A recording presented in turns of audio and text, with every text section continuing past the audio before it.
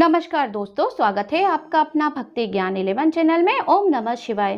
तो दोस्तों, आज का वीडियो बहुत ज़्यादा महत्वपूर्ण होने वाला है, क्योंकि इस वीडियो में मैं आपके साथ शेयर करने वाली हूँ सावन के पवित्र महीने में सुहागन महिलाओं को बाल क्यों नहीं धोना चाहिए, क्या लगता है पाप, सब कुछ जानेंगे आज के इस वीडियो में। बाल हमें किस दिन धोना चाहिए, किस दिन भूलकर भी बाल नहीं धोना चाहिए, व्रत में बाल धोने के नियम क्या है, पीरियड्स में बाल धोने के नियम क्या है और किस दिन बाल धोने से माता लक्ष्मी प्रसन्न होती है।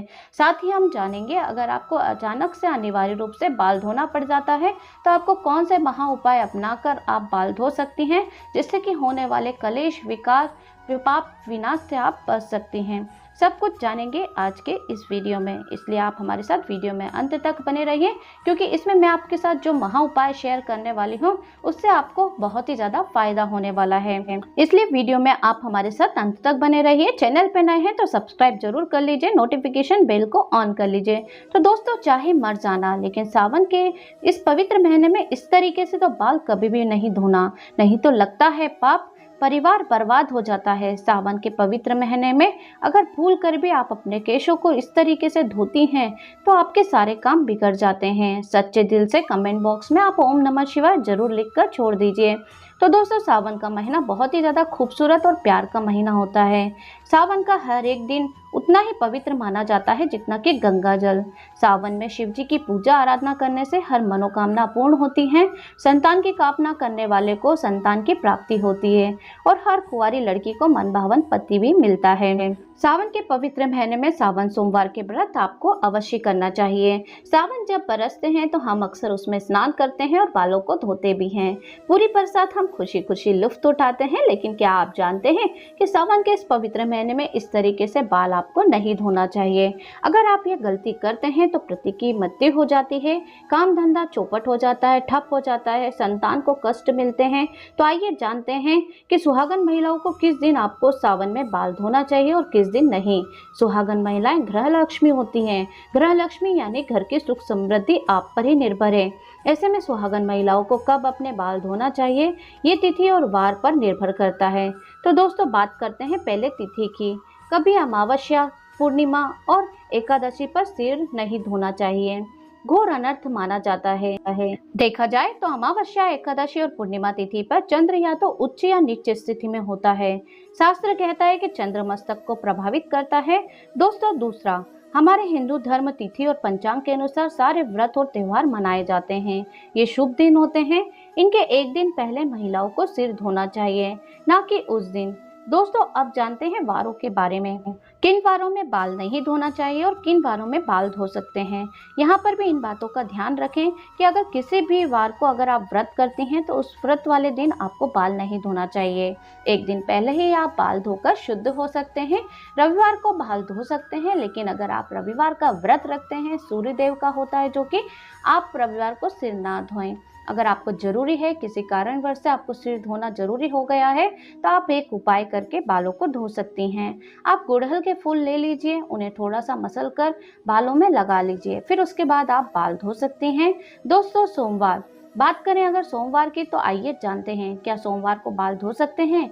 इसे आप बाल धो सकती हैं, लेकिन अगर आप सोमवार का व्रत करती हैं, सावन सोमवार में अगर आप व्रत कर रही हैं, तो आपको भूल कर भी सोमवार के दिन बाल नहीं धोना चाहिए।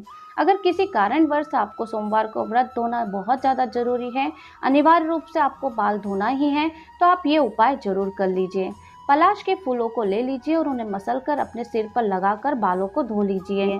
ऐसा करने से आपके ऊपर की बनने वाली अशुभता शुभता में बदल जाती है और बाल आप धो सकते हैं और आपको शिव के क्रोध का सामना भी नहीं करना पड़ता है। दोस्तों, मंगलवार को बाल नहीं धोना चाहिए। माना जाता है कि इस दिन बाल धोने से आर्थिक परेशानियों का सामना करना पड़ सकता है, साथ ही वैवाहिक जीवन में बाधा आ सकती है। अगर किसी कारणवश आपको मंगलवार को सिर धोना पड़े तो आपको ये उपाय करना चाहिए। आंवले का जूस बनाकर उसे अपने बालों में लगाकर आपको बाल धोना चाहिए। आपको आर्थिक परेशानियों से बच सकते हैं। अगर आंवले का जूस से आप बाल धोंगे तो आपके जीवन में चल रही सारी परेशानियां समाप्त होगी और आपको कोई पाप भी नहीं लगेगा। साथ ही आप मंगलवार को सिर धो पाएंगे। दोस्तों, बुधवार के दिन महिलाएं बाल धो सकती हैं, लेकिन मान्यता है कि अगर आपके छोटे भाई बहन हैं तो ऐसे में आपको बाल नहीं धोना चाहिए, क्योंकि बुधवार का अधिपति बुध होता है, जो कि भाई बहनों के लिए कारक माना जाता है। इस दिन बाल धोने का दोष हमारे भाई बहनों को लगता है। इससे बचने के लिए उपाय, आप वरुण देवता यानी जल के देवता को आप बुधवार के दिन गणेश जी को अपना बड़ा भाई बना लीजिए। दोस्तों यह कैसे करें, आइए जानते हैं। किसी भी पूजा में जब कलश लोटे में जल भरकर रखा जाता है, तब आपको लोटे में भरे जल वरुण देव का आह्वान करना है और कहें, हे वरुण देव, मैं आपको अपना बड़ा भाई मानती हूँ, कृपा आप मुझे और मेरे परिवार की रक्षा करिए। तो ऐसे ही सर्वप्रथम गणेश जी की पूजा होती है, तो आपको उनसे प्रार्थना कर सकते हैं और विनती कर सकते हैं कि वह भी आपके बड़े भाई बन जाएं और आपकी रक्षा करें। अगर फिर भी दोस्तों अगर किसी कारणवश आपको सिर धोना पड़े तो आप ये उपाय कर लीजिए। तुलसी के 8-10 पत्ते आपको लेना है, उन्हें हाथों में अच्छे से हथेलियों से मसल लीजिए, इसे सिर में लगाकर और फिर बाल धो लीजिए। अगर आप ये उपाय करते हैं तो परिवार में और आपके ऊपर आने वाले हर संकट टल जाएंगे, अपने आप सारे संकट समाप्त हो जाएंगे। तो दोस्तों गुरुवार को सुहागन महिलाएं ही नहीं बल्कि स्त्री पुरुष दोनों को बाल नहीं धोना चाहिए, नहीं तो आपको अगले जन्म तक पाप लगेगा, क्योंकि गुरु ग्रह सबका गुरु है। आपको पता ही होगा कि गुरुवार को पोछा भी नहीं लगाते हैं। ऐसी मान्यता है कि गुरुवार को घर में पोछा लगाने से माँ लक्ष्मी रुष्ट हो जाती है, गुरु का नाश होने से घर की बर्बादी होती है, नाश होता है, कलेश बढ़ने लगते हैं। दोस्तों अनिवार्य रूप से अगर किसी कारणवश आपको गुरुवार को सिर धोना पड़े तो आपको ये उपाय करना चाहिए। थोड़ी सी हल्दी ले लीजिए, उसमें या तो थोड़ा सा बेसन ले लीजिए या फिर आप दोनों चीज़ें लेकर उन्हें मिक्स कर लीजिए, उनका एक घोल बनाकर तैयार कर लीजिए और उसे अपने बालों में लगा लें, फिर अपने बालों को धो लीजिए।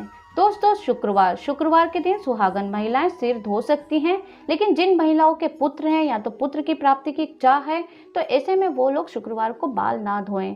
अगर आपको किसी अनिवार्य रूप से बाल धोना पड़े तो आपके दोष से बचने के लिए आपको ये उपाय करना होगा। अपने बालों में थोड़ा सा दही लगा लीजिए, फिर बाल धो लीजिए। शुक्रवार को बाल धोने से होने वाले सारे दोषों से आपको मुक्ति मिल जाएगी।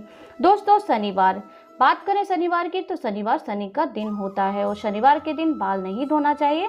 जैसा आप सभी जानते ही हैं कि न्याय देने के लिए सबसे उच्च स्थान शनि देव को मिला है। शनि भगवान को न्याय का देवता भी कहा जाता है, इन्हें पूरे ब्रह्मांड का जज कहा जाता है, इसलिए सभी लोग शनिवार के प्रचंड प्रकोप से डरते भी हैं। दोस्तों अगर आपको शनि के प्रकोप से बचना है तो शनिवार को कतई भी बाल ना धोएं। किसी भी अनिवार्य कार्य को में आपको अगर बाल धोना पड़ जाता है तो पहले आप बालों में कच्चा दूध लगा लीजिए, फिर बालों को आप धो लीजिए। बालों में कच्चे दूध का छींटा लगाने से भी शनिदेव की प्रकोपी दृष्टि नहीं होती है। दोस्तों अब हम आपसे कुछ जरूरी बातें करना चाहते हैं। सुहागन महिलाएं मांग भरती हैं और मांग भरने का स्थान गंगा स्थल माना जाता है, तो जब यहाँ सिंदूर लगाया जाता है तो उसे गंगा सिंदूर कहा जाता है। यही पवित्रता और सौभाग्य की निशानी भी है।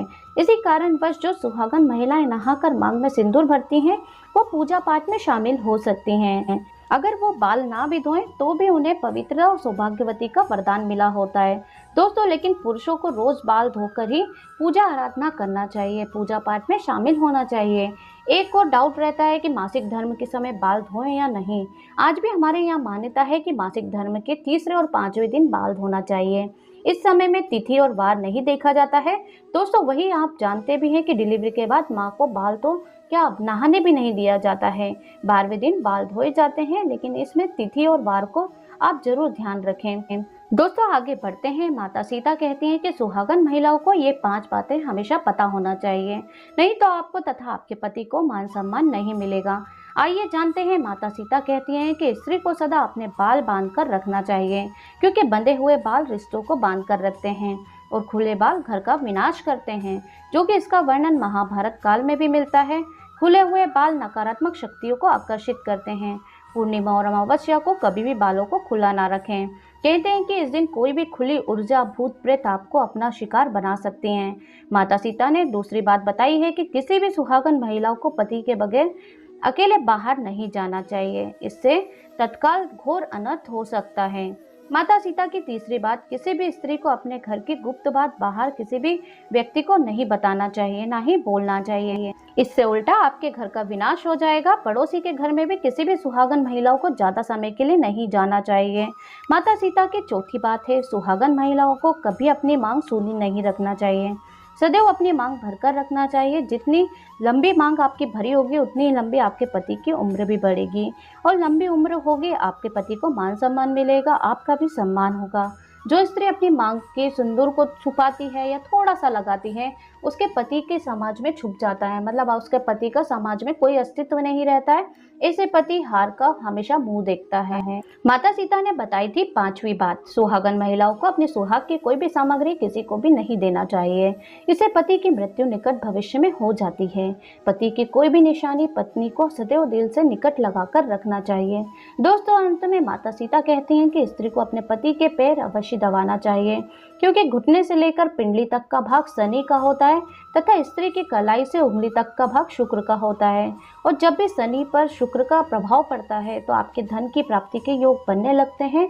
स्त्री को प्रतिदिन अपने पति के पैर दबाना चाहिए। आपने देखा होगा कि लक्ष्मी जी विष्णु जी के पैर हमेशा दबाती रहती हैं, इसलिए वो भी धन की देवी हैं, माता लक्ष्मी हैं। इस तरीके से अगर आप भी माता लक्ष्मी को अपने घर बुलाना चाहते हैं तो अपने पति का पैर जरूर दबाइए। और इसी तरीके से आप इन बातों को ध्यान में रखते हुए सावन के इस पवित्र महीने को बहुत ही हर्ष और उल्लास के साथ मनाइए। उम्मीद है आज का वीडियो आपको पसंद आया होगा और सावन के पवित्र महीने में आप भूल कर भी इन गलतियों को बिल्कुल भी ना दोहराएं, क्योंकि हम महिलाएं होती हैं जो कि अपने घर परिवार की उन्नति, तरक्की, पति के सौभाग्य की लंबी आयु की कामना करती हैं, व्रतों को रखती हैं। और इन व्रतों को अगर हम इन नियमों को ध्यान में रखते हुए करते हैं तो जरूर हमारे व्रत को सफलता मिलती है और हमारे जीवन का, परिवार का उद्धार भी होता है। तो उम्मीद है आज का वीडियो अगर पसंद आया है, चैनल पे नए हैं तो सब्सक्राइब कर लीजिए, वीडियो को एक लाइक तो ज़रूर कर दीजिए और भी अपने फैमिली, फ्रेंड, रिश्तेदारों को, सुहागन महिलाओं को ये वीडियो शेयर कर दीजिए ताकि वो भी इस जानकारी से अवगत हो सकें और होने वाली गलतियों से बच सकें। हमारे चैनल की प्लेलिस्ट पर सावन से संबंधित और भी वीडियो अवेलेबल है। आप हमारे चैनल की प्लेलिस्ट में जाकर वहाँ से वीडियो देख सकते हैं। चैनल पर नए हैं तो सब्सक्राइब कर लीजिए, नोटिफिकेशन बेल को ऑन कर लीजिए ताकि आने वाले 30 त्योहारों, व्रतों की जानकारी आपको इसी तरीके से वीडियो के माध्यम से मिलती रहेगी। मिलती हूँ मैं आपसे नेक्स्ट वीडियो में, तब तक के लिए ओम नमः शिवाय, हर हर महादेव।